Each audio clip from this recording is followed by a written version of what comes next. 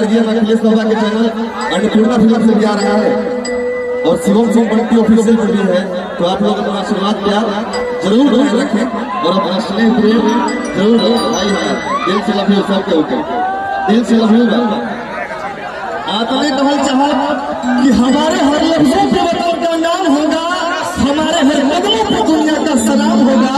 अरे सामना जरा हिम्मत से करना मेरे दोस्तों, एक दिन पाकिस्तान भी अपना गुलाम होगा, एक दिन पाकिस्तान भी अपना गुलाम होगा।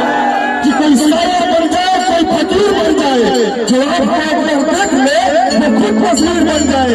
न फूलों की जरूरत है न कलियों की, जहाँ भी आप कदम रखते वहीं पे कश्मीर बन जाए, वहीं पे कश्मीर बन जाए।